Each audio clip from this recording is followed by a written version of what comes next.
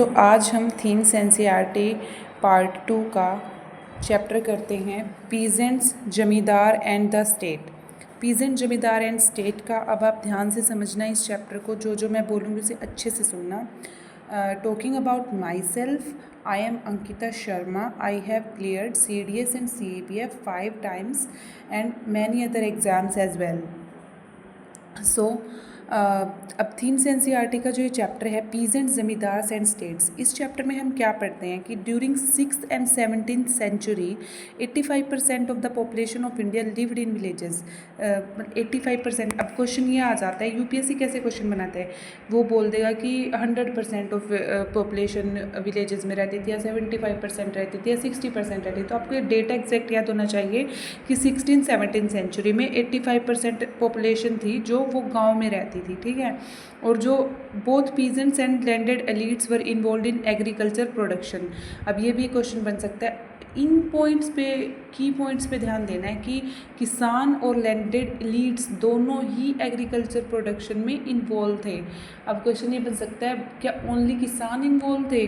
नहीं, both peasants and landed elites were involve in agriculture production. Okay, अब उसके बाद इसमें कुछ पढ़ने का नहीं है। इसमें बस ये था कि जो एग्रीकल्चर था ना उस टाइम पे, देखो उस टाइम बहुत ज़्यादा, सबसे पहली बात हमने क्या सीखी, 85% पॉपुलेशन थी वो गांव में रहती थी, और जो एग्रीकल्चर था वो मेन सोर्स ऑफ इनकम था। उस टाइम मुगल कोर्ट की भी इनकम का सोर्स क्या था? एग्रीकल्चर था, क्योंकि वो अपनी बल्क ऑफ इनकम एग्रीकल्चर से ही डराइव करते थे, ठीक है। और हमें कैसे पता चलता है कि उस टाइम पे एग्रीकल्चर इनकम का सोर्स था, और हमें वहाँ के पीजेंट्स और ज़मींदार के स्टेट उनकी कंडीशन के बारे में कैसे पता चलता है? हमें क्या किसान दिन भर में खेतों में काम करके आके लिख देते थे कि ऐसे होता है, ऐसे खेती होती है, और हमारे साथ मुगल एम्पायर कैसा बिहेव करते हैं? नहीं, वो तो अनपढ़ थे। तो हमें कैसे पता चला उस समय के पीजेंट्स के बारे में, ज़मींदार्स के बारे में? हमें पता चलता है मुगल कोर्ट के जो क्रॉनिकल्स थे, यानी कि जो मुगल कोर्ट के जो टेक्स्ट थे, जैसे कि आयन अकबरी हमें डिटेल में बताती है। आयन अकबरी किसने लिखी थी? सबसे पहले ये बात याद रखिए, आयन अकबरी लिखी थी अबुल फजल ने।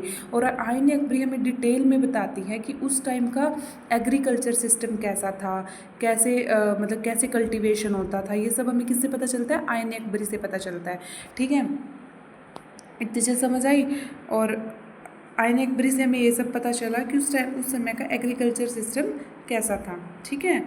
और नेक्स्ट चीज़ क्या थी कि उस समय पीजेंट्स, आयन अकबरी में किसका व्यू दिखाया होगा? क्योंकि अकबर के शासनकाल में लिखी गई थी, अबुल फजल ने लिखी थी, तो इसमें अकबर की बुराई थोड़ी की जाएगी, मुगल रूलर्स की बुराई थोड़ी की जाएगी, उनकी तारीफ़ की जाएगी कि वो किसानों के साथ हार्मनी में रहते थे, उनका एक्सप्लॉइट नहीं करते थे।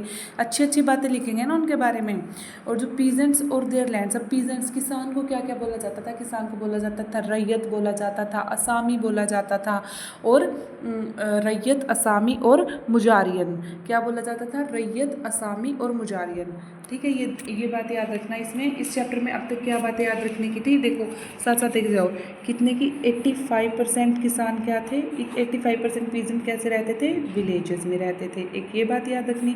दूसरी बात याद रखने की क्या थी? जो किसान थे, किसानों को क्या क्या बोला जाता था? उनको रैयत बोला जाता था। क्या बोला जाता? रैयत बोला जाता था, और मुजारियन बोला जाता था, और असामी बोला जाता था। अब बताओ, जोर से एक बार बोलो, क्या बोला जाता? रैयत, मुजारियन, असामी। रैयत, मुजारियन, असामी, किसानों को ये बोला जाता था।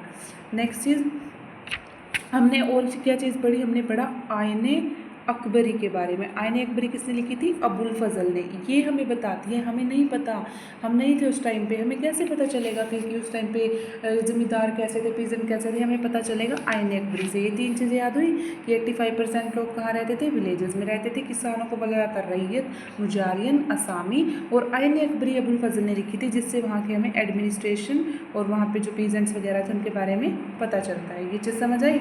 और नेक्स्ट चीज़ इस चैप्टर में पढ़ने लायक क्या है कि हमें किसानों का पता चल गया। अब इसके बाद जो मतलब कि 2 तरह के किसान होते थे। एक होते थे, पीजेंट्स के बारे में पता चला, एक होते थे खुद काश्ता, और एक होते थे पाही काश्ता। खुद काश्ता और पाही काश्ता में क्या फ़र्क है? खुद मतलब कि खुद के लिए करना, जो कि अपने रेजिडेंट में करते थे, जैसे कि खुद मतलब अपने घर पे खेती करना। खुद काश्त तब होते थे जो खुद के घर पे खेती करते, नहीं खुद के खेतों में खेती करते थे, खुद के रेजिडेंशियल एरिया पे खेती करते थे। और पाही काश्ता कौन थे, जो आउटसाइड खेती करते थे, यानी कि किसी दूसरे गांव में जाकर। क्यों जाएगा बंदा बाहर, आप खुद दिमाग लगाओ, खुद ब्रेनस्टॉर्मिंग करो कि हम अब यहाँ से इतने ज़्यादा लोग फॉरेन जा रहे हैं, वो क्यों जा रहे हैं, क्योंकि उनको ज़्यादा पैसा मिलता है।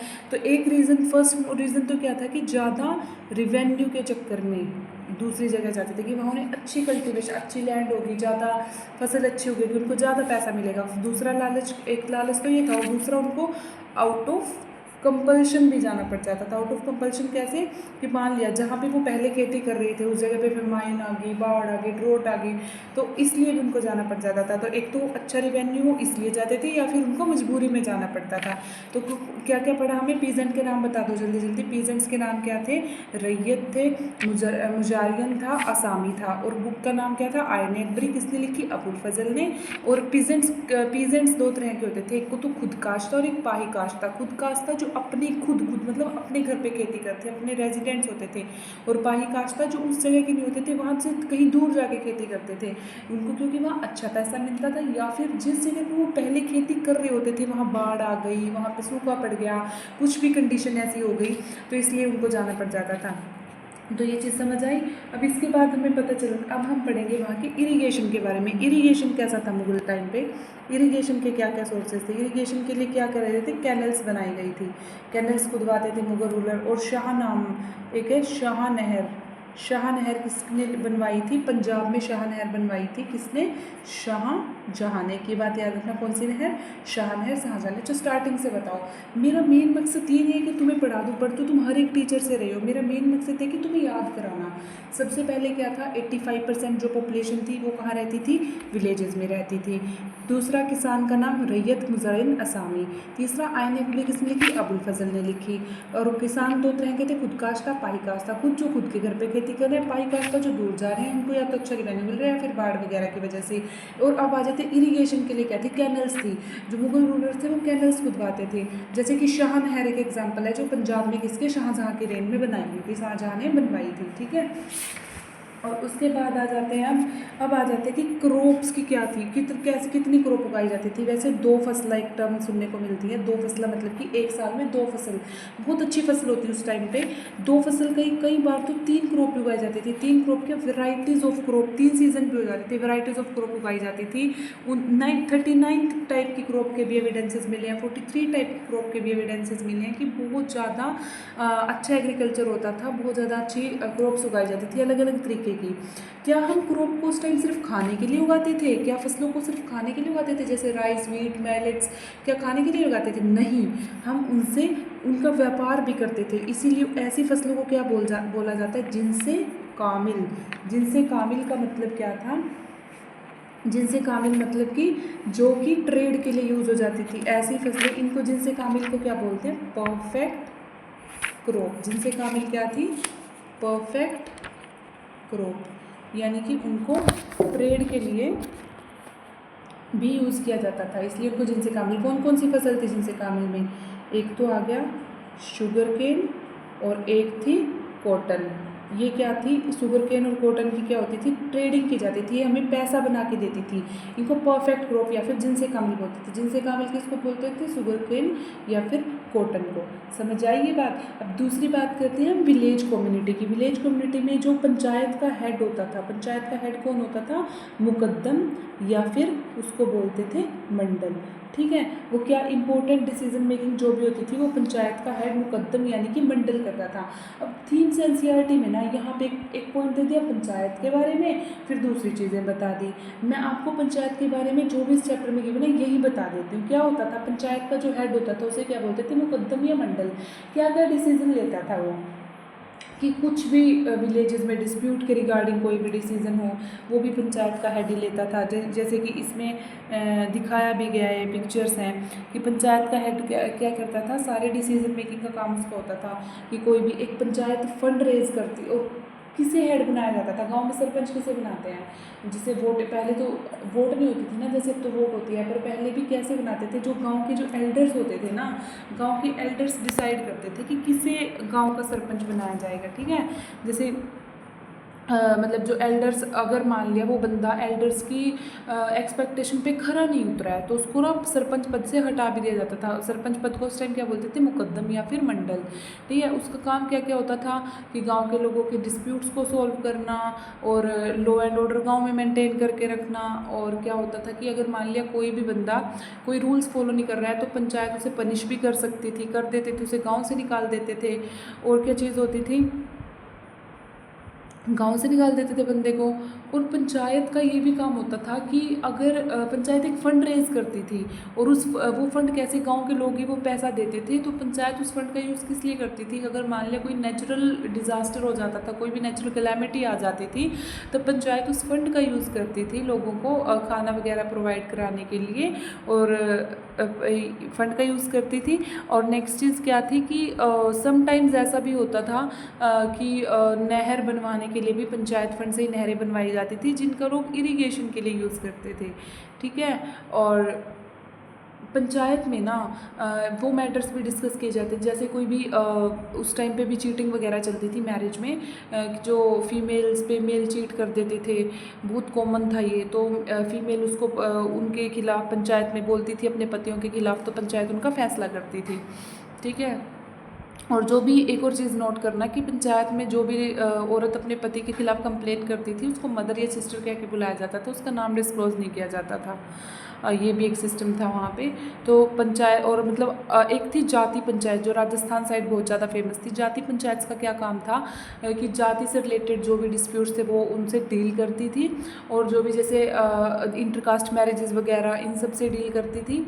जाति पंचायत सारे ऐसे मैटर्स को देखती थी, और उनका जो निर्णय होता था वो बिल्कुल वैलिड माना जाता था। बाकी जो क्रिमिनल्स मैटर्स को छोड़ के बाकी सारे मैटर थे जो वो जाति पंचायत रिजोल्व कर देती थी उस टाइम पे। तो पंचायत के बारे में इस चैप्टर में इतना ही है। मैं आपको एक जगह बता रही हूँ, जबकि इसमें कहीं कहीं अलग अलग जगह थोड़ा थोड़ा करके बताया हुआ है, इसलिए थोड़ी कन्फ्यूजिंग है थीम्स, बट लेकिन मैं आपको कन्फ्यूज़ नहीं होने दूंगी, मैं आपको एक ही जगह सब बता देती हूँ जैसे ही कोई टॉपिक आता है। अब मजूर टर्म का एक यूज़ कर लेना। अच्छा, किसानों के लिए बताओ क्या क्या था? असामी था, मुजारिन था, और क्या था? रैयत था। तो और किस तरह के, खुद दो तरह के होते थे, खुद काश्त और पाई काश्त था।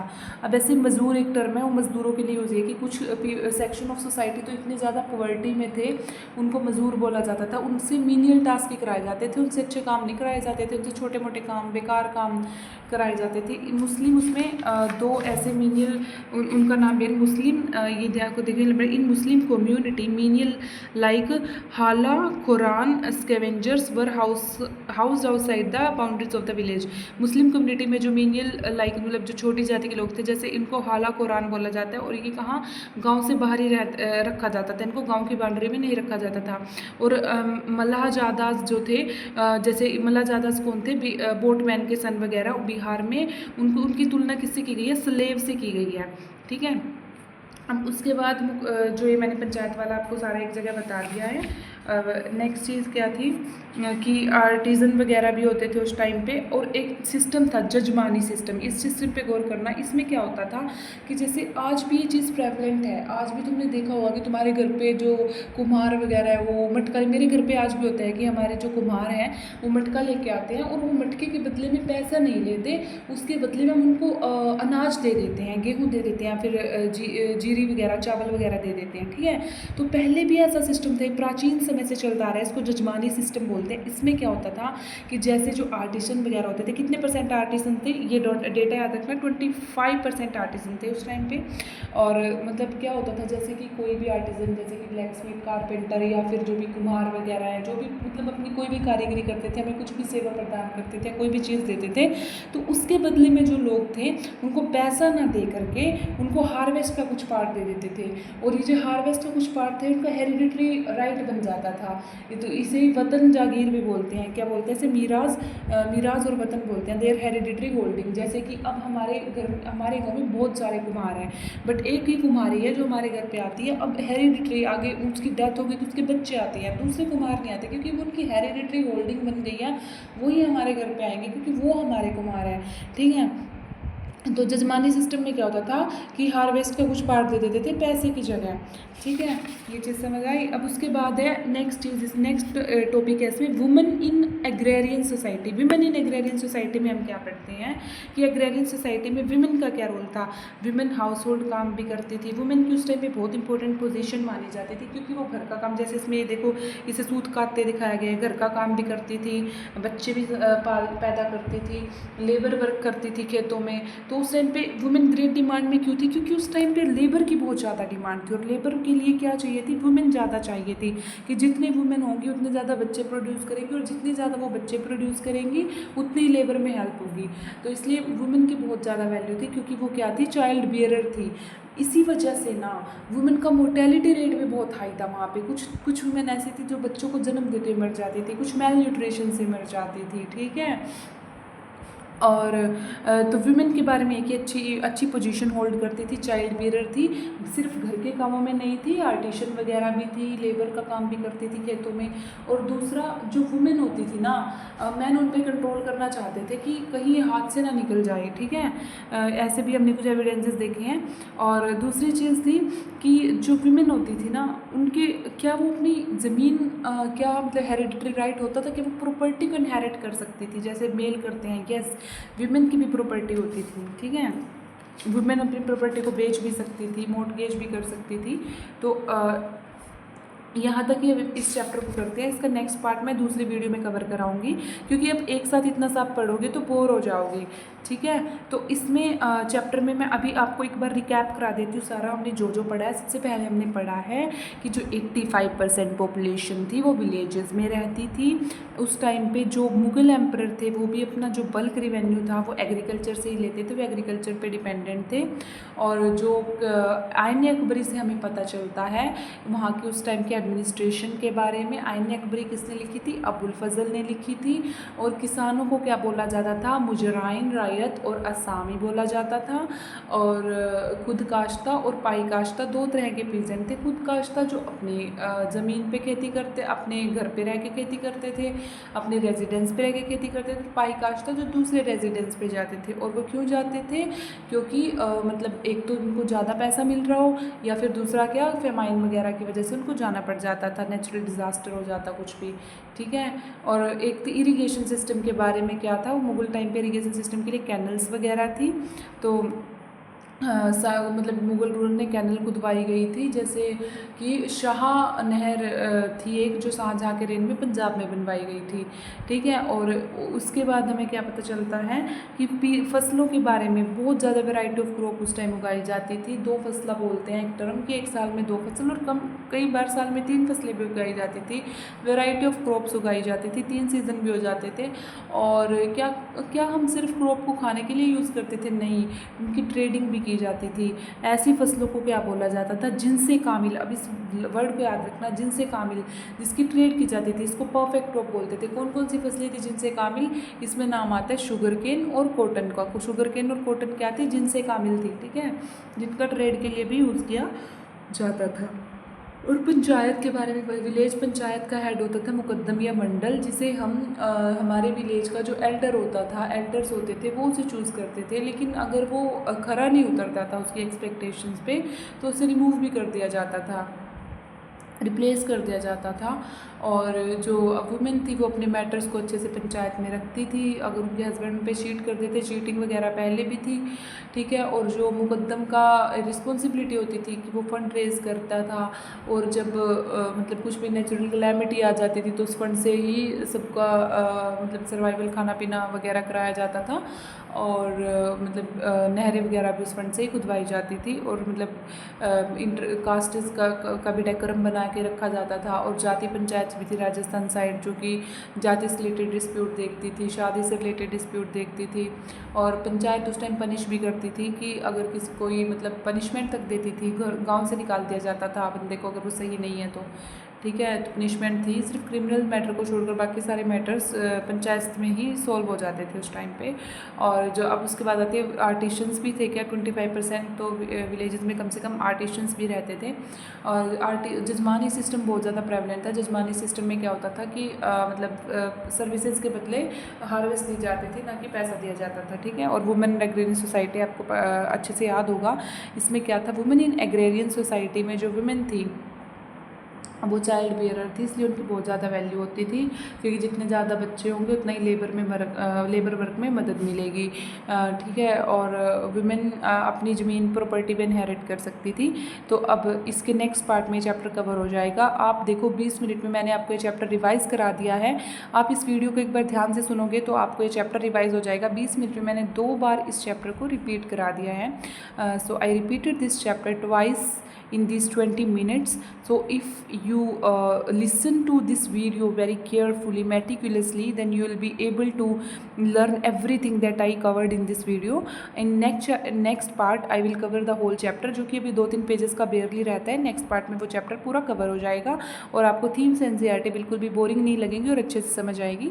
अगर आपको मेरा पढ़ाना पसंद आता है तो please like, share and subscribe, ताकि मुझे मोटिवेशन मिले to make more such videos.